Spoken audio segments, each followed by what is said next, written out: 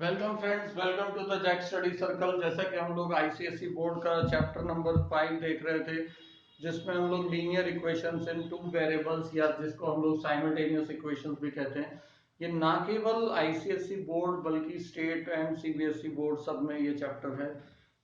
Even CBSE board में 10th standard में ये चैप्टर है, linear equation in two variables. बहुत ही इंपॉर्टेंट चैप्टर है और इसके हमने 3 मेथड्स देखे थे to solve the linear equation, जिसमें पहला मेथड था सब्स्टिट्यूशन, दूसरा था एलिमिनेशन और तीसरा था क्रॉस मल्टीप्लिकेशन। इसको स्टेट बोर्ड में क्रॉस मल्टीप्लिकेशन को क्रैमर्स रूल भी कहते हैं। उसके बाद हमने एक वीडियो शूट किया था जो एक्स्ट्रा ऑर्डिनरी क्वेश्चंस होते हैं, जिसमें वेरिएबल्स एक्स, जो आपका वेरिएबल है एक्स या वाई, वो डिनोमिनेटर में होता है, तो उसको कैसे सॉल्व करना है। अब हम लोग स्टार्ट कर रहे हैं वर्ड प्रॉब्लम से रिलेटेड। वर्ड प्रॉब्लम्स काफी मुश्किल मानी जाती हैं लीनियर इक्वेशंस और क्वाड्रेटिक इक्वेशन में, लेकिन उसको समझ के आपको इक्वेशन फॉर्म करनी ही इंपॉर्टेंट है। एक बार आपकी इक्वेशन फॉर्म हो गई, फिर आपको कोई प्रॉब्लम नहीं आने वाली। तो क्वेश्चन समझने की कोशिश कीजिए, लॉजिक समझिए और ट्राई कीजिए इन क्वेश्चंस को ज्यादा से ज्यादा सॉल्व करने का।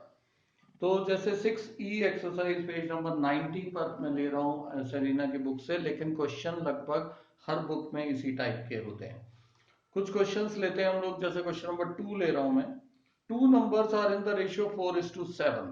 कभी भी नंबर्स रेशियो में दिए हों, हर चीज का ध्यान रखिए। अगर नंबर्स रेशियो में दिए हों तो लेट नंबर्स आर, जो भी रेशियो दिया हो उसके साथ एक्स लगा दो। ये सबसे सिंपलेस्ट तरीके आपको स्टेप्स बता रहा हूं। अगर रेशियो में दिया है तो 2:7 दिया है, सॉरी 4:7 दिया है, तो 4x और 7x आपको ले लेना है बिना कोई आर्ग्यूमेंट या दिमाग लगाए। इफ थ्राइस द लार्जर, अब इसमें लार्जर कौन है? 7x। Thrice the larger be added to twice the smaller. Thrice the larger is added to twice the smaller. अगर मैं इस तरीके से करूं कि thrice the larger is added to twice the smaller, ठीक है, द सम इज 50। अब यहां पे देखोगे कि इसका सम कितना हो जाएगा। इसका सम हो जाएगा आपके पास 59। इसके बाद आप आराम से इसको सॉल्व कर पाएंगे। इसमें आपको दो वेरिएबल्स तक जाने की भी जरूरत नहीं पड़ेगी। 21x plus 6x is equal to 59। तो ये जो भी आपके पास आंसर आएगा, डायरेक्टली आपके पास आंसर तैयार है। तो ये टाइप का क्वेश्चन इसमें हम लोग कर सकते हैं। तो बेसिकली ये चीज याद रखनी है कि जब भी रेशियो दिया हो उसके साथ एक्स ले लो, फिर thrice the larger, twice the smaller वगैरह जो भी दिया होगा उस अकॉर्डिंगली हम लोग ये क्वेश्चन कर पाएंगे। ठीक है, और देखते हैं हम लोग क्वेश्चन। जैसे क्वेश्चन नंबर 5 है, sum of two numbers is 8 and difference of the squares is 32। अब देखो यहाँ पे एक चीज ध्यान देने वाली है कि सम ऑफ द टू नंबर्स, तो ये तो डायरेक्ट आप लिख दोगे, दो नंबर्स का सम क्या होता है? 8। अब उसने क्या बोला है कि स्क्वायर्स का sum, sorry, difference of the squares is 32। Difference of the squares X square minus Y square is equal to जो भी आपका डिफरेंस दिया हुआ। तो इस तरीके से दो इक्वेशन बन गई, आप जैसे मर्जी इसको सॉल्व कर सकते हैं। तो स्ट्रेट अवे आपको सिर्फ ये ध्यान में रखना है कि अगर स्क्वायर्स दिए हैं या जो भी दिया हुआ है उसको फॉर्मेट करके आपको वर्ड प्रॉब्लम में कन्वर्ट करना है। ठीक है, क्वेश्चन नंबर 7 देखिए, two numbers are in the ratio, again ratio वाला क्वेश्चन है। 4:5 बोला है, मतलब 4x and 5x। If 30 is subtracted from each of the numbers, the ratio becomes 1:2। अब इसमें भी सेम केस है कि आपको कैसा रेशियो लेना है, x वाला ही लेना है, तो इसमें y लेने की आपको जरूरत ही नहीं है। तो 4x और 5x आपका नंबर हो गए, ठीक है, 4x एंड 5x आपके नंबर। उन्होंने कहा है कि दोनों में से 30 सब्सट्रैक्ट कर दें। If 30 is subtracted from each of the number, the ratio, अब इनका रेशियो कैसा होता है? 4x अपॉन 5x, ये रेशियो है। दोनों में से आप 30 माइनस करो, देखो कितना simple question. Is equal to 1/2, cross and solve. इसको अगर मैं इधर क्रॉस कर दूंगा तो ये कितना बन जाएगा? 8x minus 60 is equal to 5x minus 30। और ये आपका आंसर तैयार है। 8x minus 5x is 3x और माइनस 30 प्लस 60 इज प्लस 30। ठीक है, तो x इज इक्वल टू 10। मतलब दो नंबर्स क्या थे, 4 इंटू 10 40 एंड 5 इंटू 10 50। इस तरीके से हम डायरेक्टली आंसर पर पहुंच जाते हैं। एक और क्वेश्चन लेते हैं, question number 9। The sum of the numerator and the denominator of a fraction is equal to 7। मतलब अगर मैं न्यूमरेटर को x ले रहा हूं, डिनोमिनेटर को y, so x plus y is equal to 7। 4 times the numerator is, अब numerator और डिनोमिनेटर में हमें एक रिलेशन दिया हुआ है, तो सबसे पहली चीज हमें ये याद रखनी है, let the numerator be x and denominator be y। ठीक है, ये चीज एक आपके पास तैयार हो जाएगी। अब दोनों का सम उन्होंने दिया हुआ है 7, तो ये चीज पहले आप देख लो कि let the numerator be x and denominator be y। इससे आपको ये फायदा हो जाएगा कि आपको ये टेंशन नहीं है कि न्यूमरेटर डिनोमिनेटर बार बार लिखना है। 4 times the numerator, 4 times the numerator, numerator को 4 टाइम्स कर देता हूं, ठीक है। 4 times the numerator is 8 less, ये कम है, तो 8 plus is equal to 5 times the denominator. 5 times the denominator मतलब 5। आपके पास दो इक्वेशन तैयार हो गई, 4x minus 5y is equal to -8। ये सेकंड क्वेश्चन, ये फर्स्ट इक्वेशन। इस तरीके से हम आराम से इक्वेशंस बना सकते हैं।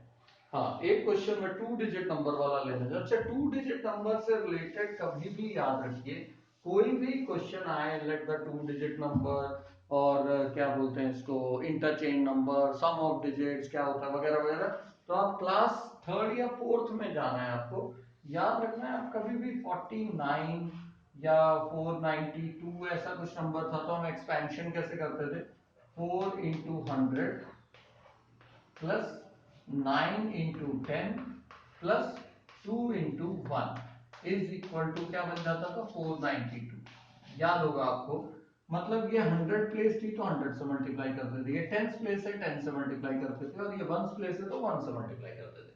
सिमिलरली यहाँ पे 2 डिजिट नंबर लेते हैं हम, तो कोई भी 2 डिजिट नंबर ऐसा होता है एक्स वाई, लेकिन इसको लिखते कैसे हम, ये 10th प्लेस पे है तो हम इसको लिखेंगे 10x प्लस वाई, ये वाला फॉर्मेट।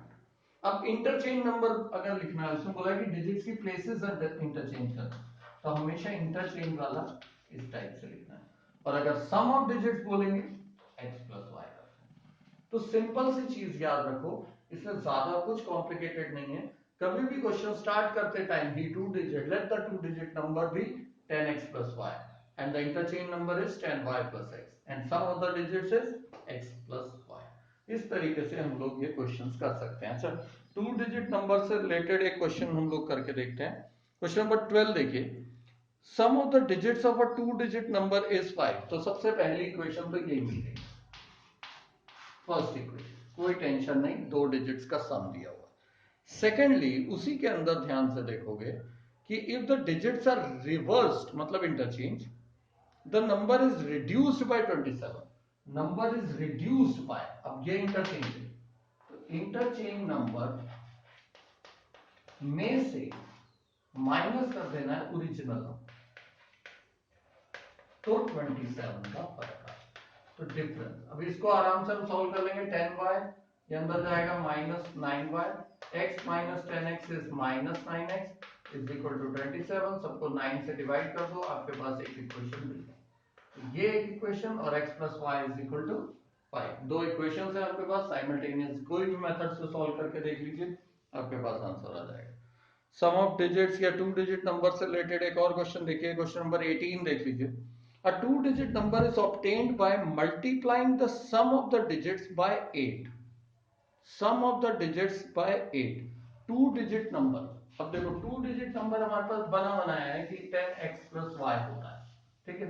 मैं ये फर्स्ट इक्वेशन को जरा थोड़ी देर के लिए साइड में लिख देता हूँ। उसमें बोला है कि 2-digit number कैसे मिलेगा, by multiplying the sum of the digits by 8.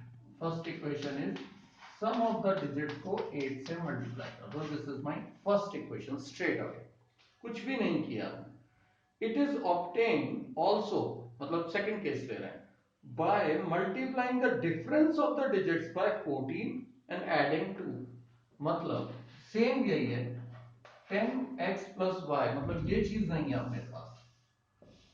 Second क्या है, 10x प्लस y, मैं फिर से यही नंबर निकाल सकता हूं, इफ 14 से अगर मैं मल्टीप्लाई कर दूं इसके डिफरेंस को, ठीक है ना, क्वेश्चन कैसा दिया है, also it is obtained by multiplying the difference of the digits by 14 and adding 2,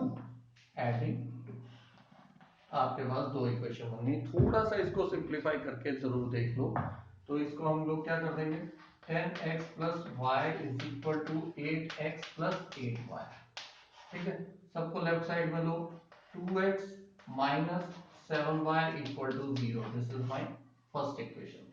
second में देखो, इसको पहले हम अंदर लेके जाएंगे, 10x plus y is equal to 14x minus 14y plus 2, so equation will become minus 4x और ये plus 15y is equal to 2, और हमेशा x का टर्म प्लस में रहना चाहिए, तो 4x minus 15y is equal to minus 2, मैंने सबको -1 से कर दिया मल्टीप्लाई। तो ये दो इक्वेशन आ गई, जैसे मर्जी सॉल्व करो। तो स्ट्रेट अवे क्वेश्चंस हैं, ज्यादा कुछ कॉम्प्लिकेटेड है नहीं इसके अंदर। फिर भी अगर आपको कोई डाउट आता है तो प्लीज जरूर बताएं। हाँ, एक क्वेश्चन नंबर 11 भी हम लोग कर सकते हैं। Fraction becomes 1/2 if 5 is subtracted from its numerator. अब देखो ये फिर न्यूमरेटर डिनोमिनेटर वाला पंगा आ रहा है, तो x और y ले लो, let the numerator be x and denominator be y। Question number मैंने लिया था 11 था। A fraction becomes 1/2 if 5 is subtracted from its numerator and 3 is subtracted from its denominator। मतलब 1 से 5 माइनस कर दिया, 1 से 3 माइनस कर दिया। So the number become 1/2। Straight away question, cross cross करके फर्स्ट इक्वेशन मिल जाएगी। सेकंड इक्वेशन देखो, from it if the denominator of this fraction is 5 more than its numerator, if the denominator of the fraction is 5 more, denominator of the fraction is 5 more than numerator, दोनों को minus करके 5 आ रहा है, तो ये आपकी second equation तैयार हो जाती है। तो एकदम स्ट्रेट है, कुछ भी इसमें रॉकेट साइंस जैसी चीज नहीं है। एक तो ये इक्वेशन बनी बनाई मिल गई है, इसको हम क्रॉस कर देंगे, 2x minus 10 is equal to y minus 3।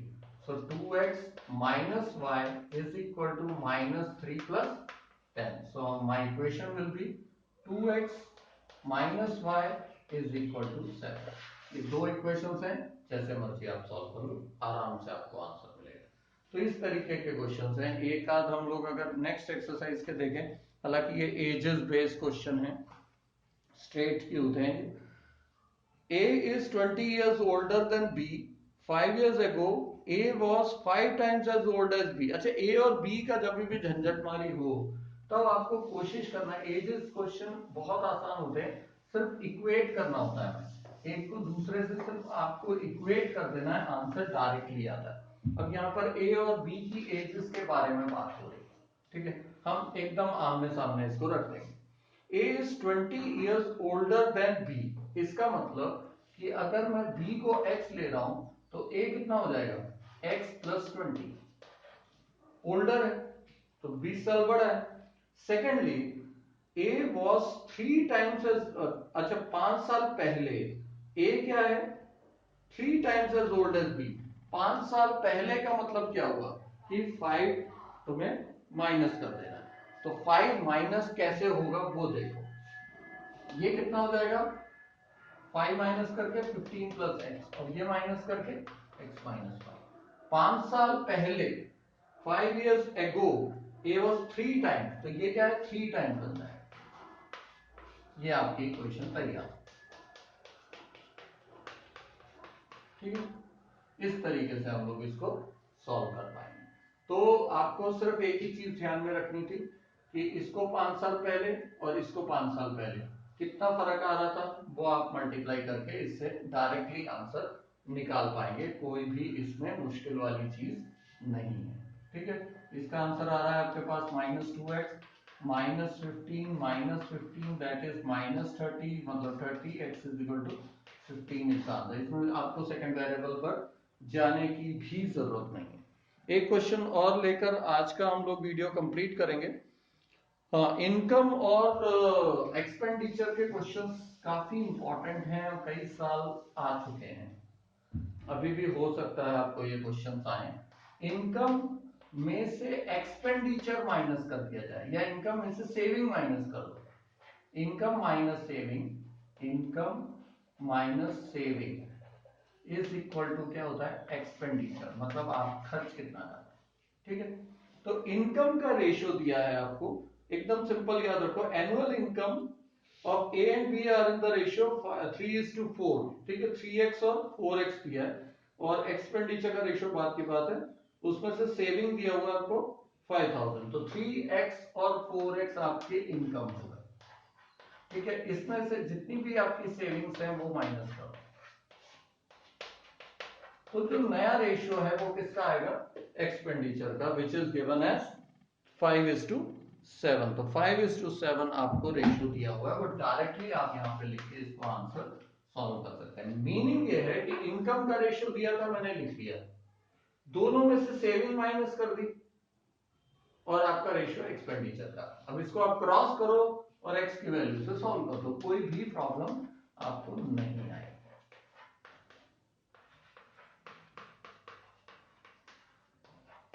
ठीक है, इसको इधर क्रॉस, इसको इधर cross, 21 minus 20x is x, minus 25,000 ये जाके उधर प्लस हो जाएगा, तो 10,000 आपके पास आंसर आएगा। अब आपका इनकम का रेशियो क्या हो गया, 30,000 और 40,000। इस तरीके से आपको ये क्वेश्चन करने हैं। क्वेश्चन ट्राई कीजिए, वर्ड प्रॉब्लम्स का एक और हम लोग वीडियो लेंगे जिसमें ये वाली एक्सरसाइज के और क्वेश्चंस लेकर और फाइनल एक्सरसाइज कंप्लीट करके हम लोग इसे एंड कर देंगे। नंबर याद रखिए 8087479204। Thank you.